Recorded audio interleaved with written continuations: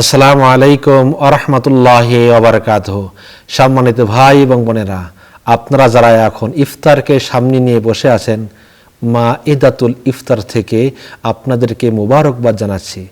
আজকে আলোচনার বিষয় হলো গুনাহে কি ক্ষতি হয়। আমরা হর হামেশে গুনাহ করে যাচ্ছি, অবলীলায় ক্রমে ক্রমে দিনের পর দিন গুনাহ করে যাচ্ছি। আমরা আমাদের মুখ দিয়ে গুনাহ করতেছি, চোখ দিয়ে গুনাহ করতেছি, চোখ দিয়ে তাকানোর মাধ্যমে গুনাহ করতেছি, এই হাত দিয়ে গুনাহ করতেছি, আমরা আমাদের এই কান দিয়ে গুনাহ করতেছি, আমরা আমাদের পঞ্চ ইন্দ্র দিয়ে অবলীলায় গুনাহ করতেছি।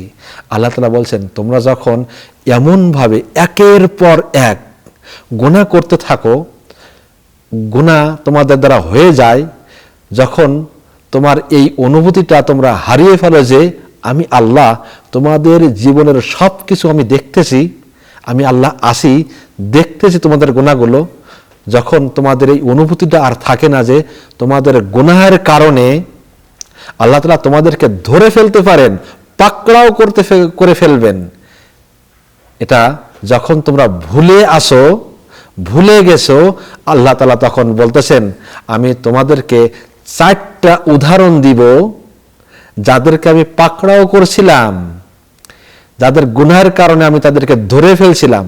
আল্লাহ রাব্বুল আলামিন সে কথাটা সূরা আনকাবুতে বলতেছেন, ফাকুল্লান আখাযনা বিযামবিহিম ফামিনহুম মান আরসালনা আলাইহি হাসিবান ওয়া মিনহুম মান আখাযাতহু সাইহাতুন ওয়া মিনহুম মান খাসাফনা বিহিল আরদা ওয়া মিনহুম মান আগরাকনা ওয়া মা কানাল্লাহু লিয়াজলিমাহুম ওয়ালাকিন কানু আনফুসাহুম ইয়াজলিমুন। তাদের প্রত্যেককে, এই যে 4টা জাতি, প্রত্যেক জাতিকে আমি তাদের নিজ নিজ গুনাহের কারণে তাদেরকে আমি পাকড়াও করেছিলাম, ধরে ফেলছিলাম।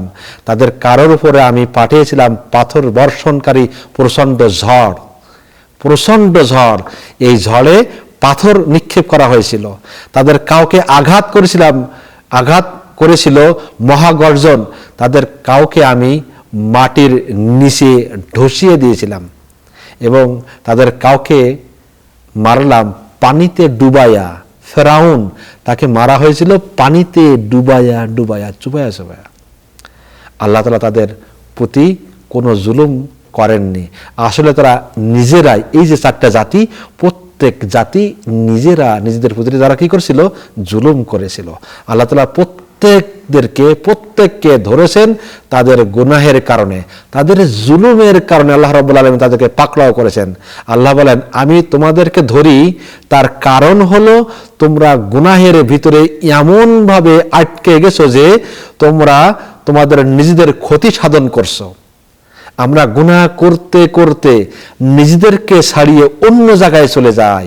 আমি নিজে তো গুনাহ করি, আবার গুনাহ করতে করতে আবার অন্যদেরকে গুনাহের সঙ্গী করে নিচ্ছি। হয়তোবা আমরা কাউকে বন্ধু বানাচ্ছি, আবার অথবা কাউকে বান্ধবী বানাইয়া নিজেদেরকে ক্ষতি সাধন আমরা করতেছি। যখন তুমি বুঝতে পারো যে তুমি তোমার জীবনে শান্তি পাচ্ছ না, তোমার সমাজ শান্তি পাচ্ছে না, তোমার রাষ্ট্র শান্তি পাচ্ছে না, তোমার বাড়িতে শান্তি নাই, তোমার পরিবারে শান্তি নাই, তখন তুমি মনে রাখবে যে তুমি ভালোভাবে এই গুনাহের ভিতরে আটকে গেছো।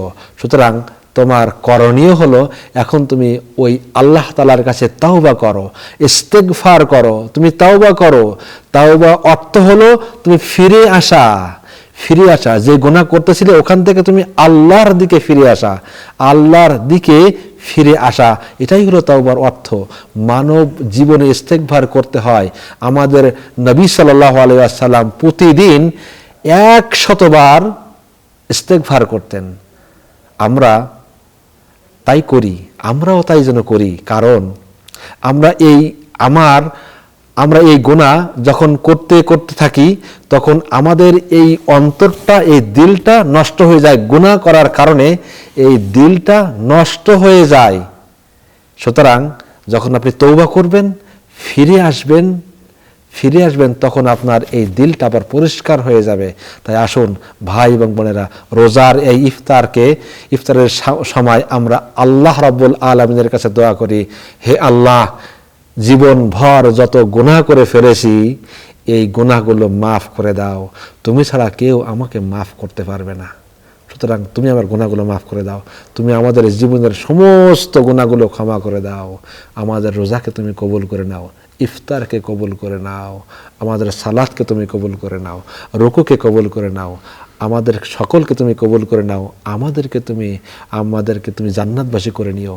ওয়া মা তাওফিক ইল্লা বিল্লাহ। আসসালামু আলাইকুম ওয়া রাহমাতুল্লাহ।